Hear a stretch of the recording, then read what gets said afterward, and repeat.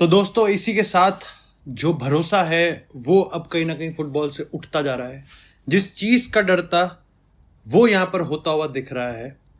क्योंकि मेरे को लगता है कि यहाँ पर कलयुग ये है, कलयुग ये नहीं है, ये द्वापक में है हम या सतयुग में है, वो आप इसी बात से पहचान सकते हैं कि जो आदमी मैनचेस्टर यूनाइटेड में रहते रहते आईएसएल खेलने के ज्यादा चांसेस थे रादर देन चैंपियंस लीग, वो आज यहां पर एफसी बार्सिलोना के जर्सी में 2 गोल मार रहा है। और मैं पर आई थिंक ये मैच देखने के बाद, बार्सिलोना वर्सेस न्यूकासल का ये मैच देखने के बाद, मैं यही कहूंगा टर स्टेगन को कि तू कम कर्म करते जा, फर्क की चिंता मत कर। ये कितने भी तेरे को बाहर धकेलने की कोशिश करे, ये मड्रिड का फैन तेरे साथ खड़ा हुआ है एंड वी विल वोट कि यहाँ पर टर स्टेगन ही यहाँ पर आने वाले टाइम में बार्सिलोना के साथ मैच खेले, क्योंकि why not, he is a legend of Barcelona. But खैर इसी के साथ रोना धोना तो लगा रहेगा यहाँ पर और क्लसनी तो लगी रहेगी। लेकिन भाई बार्सिलोना वर्सेस न्यूकासल का ये जो मैच था, मेरे लिए ये मैच हाइप पे खरा उतरा और इसके 2 बड़े रीजन है। ठीक है, एक तो मेरे को मेरा टाइटल और थंबनेल मिल गया, बट नहीं, जोक्स अपार्ट मेरे को लगता है कि हम सब ने न्यूकासल से जो भी एक्सपेक्ट किया था, न्यूकासल ने वो करके दिखा दिया। ठीक है, न्यूकासल ने ये दिखा दिया कि भाई उनका जो यहां पर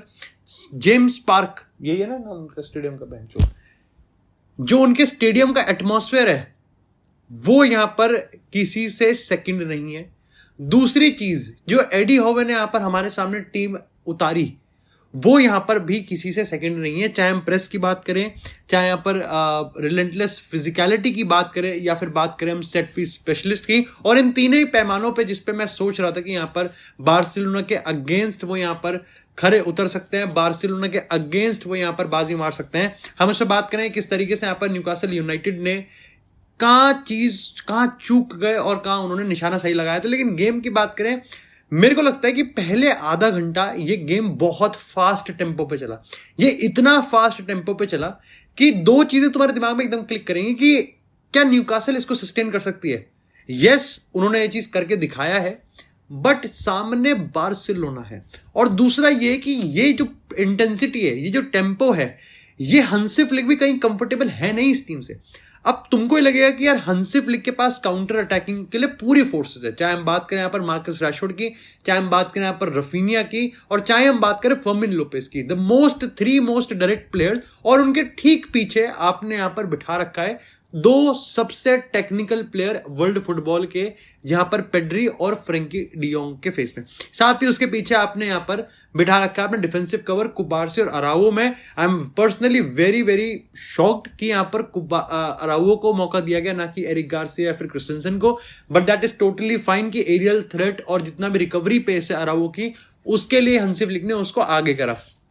लेकिन यहां पर मेरे को लगता है कि सबसे बड़ी जो बाजी मारी है भाई, वो मारी है यहां पर मेरे रूड हुलिट ने, दैट इज जूल्स कुंडे। लेकिन इस पूरे फेज के बाद ना मेरे को लगता है कि यहां पर हंसी फ्लिक ने, बार्सिलोना ने समझ लिया कि गेम को निपटाना कहां से, गेम को निकालना किधर से है।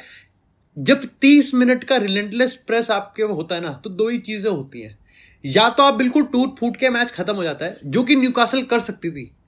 समझ रहे हो तुम, न्यूकासल ने यहां पर, चाहे एंथनी गॉर्डन के वो मिस चांस की बात करें, चाहे यहां पर पेनल्टी बॉक्स को एक्सेस, तो देखो बार्सिलोना के अगेंस्ट आप कर सकते हो अगर आपने उनका यहां पर ऑफसाइड ट्रैप बीट कर दिया।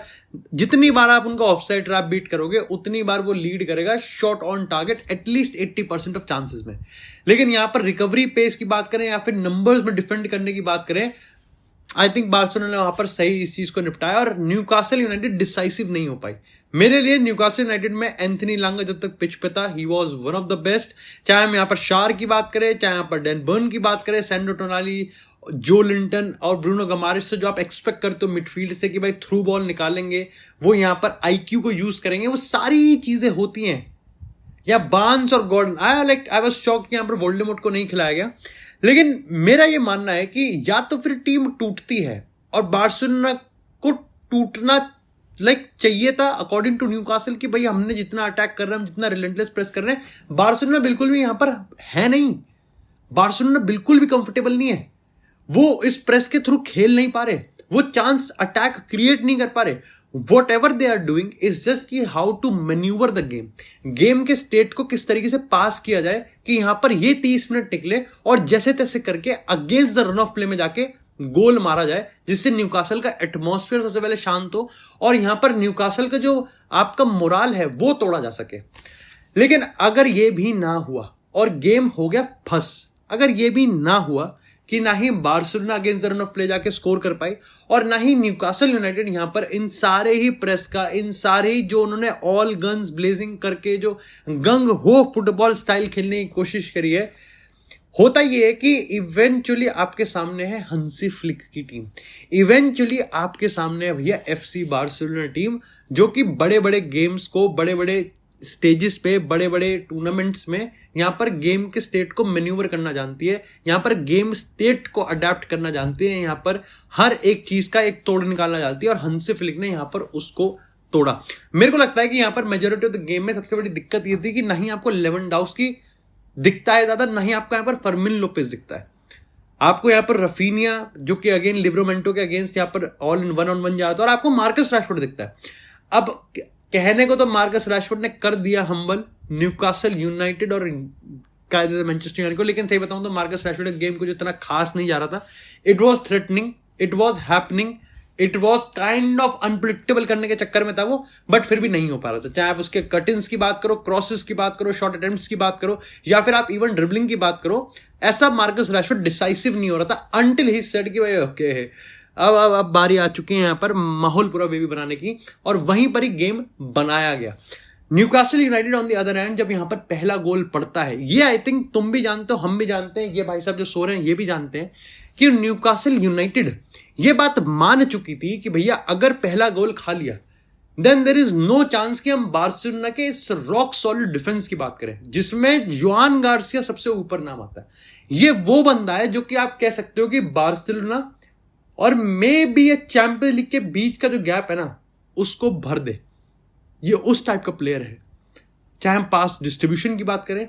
चाहे शॉट स्टॉपिंग की बात करें, चाहे उस कंफर्ट की बात करें जो कि ये बॉल के अराउंड देता है। कितने ही न्यूकासल के कटिंग्स, वैसे मेरे को लगता है कि यहां पर the quality of cuttings, the quality of crosses यहां पर न्यूकासल यूनाइटेड जो दे रही थी that was also kind of subjective कि कितना अच्छा था और कितना बेटर था।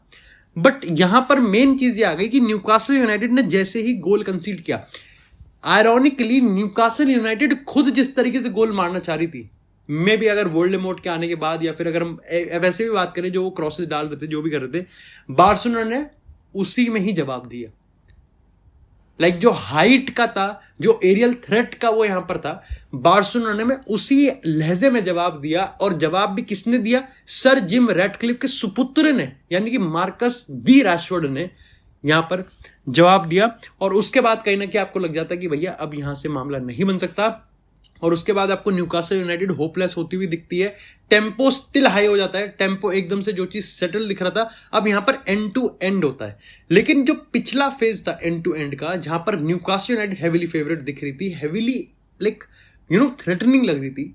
इस वाले एंड टू एंड गेम में it was Barcelona versus Newcastle United 50-50। अब मेरे को यहां पर लगता है कि चाहे हम बात करें यहां पर जैसे ही आपने गोल कंसीड करा, एडी होवे ने यहां पर 4 सब्स्टिट्यूशन करे, थियाओ को लाया, यहां पर विलक को लाया, यहां पर मर्फी को लाया गया, और आई थिंक एक बंदा और आया था, वोल्डेमॉर्ट को लाया गया। अब यहां इसके पीछे की स्ट्रैटेजी ये थी कि भाई you need relentless press again, so you need fresh legs. पर मेरे को लगता है कि जब वो सिनर्जी एक बार गायब हो जाती है तो वो सिनर्जी फिर गायब ही हो जाती है, और बार्सिलोना की इस टीम को चाहिए होता है थोड़ा सा छोटा सा यहां पर आपके में एक weakness to exploit, and they exploited well. चाहे हम बात करें रफीनिया की, एक गोल खाते ही दूसरा गोल बहुत जल्दी आया, तीसरा गोल भी आ जाता। इवेंचुअली न्यूकासल यूनाइटेड ने कंसोलेशन गोल मारा, लेकिन मेरे को लगता है कि यहां पर न्यूकासल यूनाइटेड क्रेडिट डिजर्व करती है।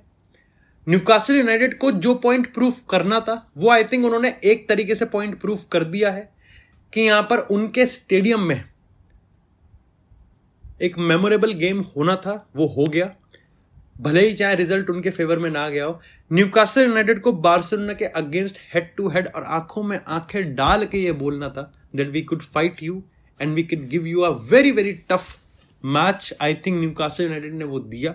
न्यूकासल यूनाइटेड को ये बताना था कि हंसी फ्लिक की ये टीम यहां पर आके कंफर्टेबल तो नहीं होगी, और कंफर्टेबल नहीं भी हुई थी। And at the same time I think FC Barcelona को जो ऑब्जेक्टिव अचीव करने थे वो ऑब्जेक्टिव भी अचीव कर लिए, क्योंकि भले ही यहां पर वेलेंसिया को 6-0 की स्कोर लाइन से हराया हो, लेकिन जो डाउट्स थे वो फिर भी यही थे कि क्या पिछले सीजन के कंपैरिजन में भले ही ये टीम ने कोई मेजर लॉस नहीं लिया हो, लेकिन क्या यहां पर मोराल की बात करें तो वो थोड़ा कम हुआ है, क्या यहां पर क्लच की बात करें तो क्या वो कम हुआ है, और क्या यमाल पे डिपेंडेंसी कम हुई है या फिर नहीं। एंड अल्टीमेटली जब आप इस पूरे 90 मिनट के इस गेम को देखते हो तो आपको लगता है कि अनजाना अनजाने में है, इंटेंशनली और अनइंटेंशनली मार्कस रैशवर्ड ने अपने आप को प्रूव कर दिया है। जो हंसी फ्लिक उससे चाहता है, मार्कस रैशवर्ड उसको वो करके दे सकता है। डू लेट मी नो कि तुम्हारे हिसाब से यहां पर इस गेम का सबसे बड़ा टॉकिंग पॉइंट क्या था, और क्या तुम्हारे हिसाब से यहां पर न्यूकासल यूनाइटेड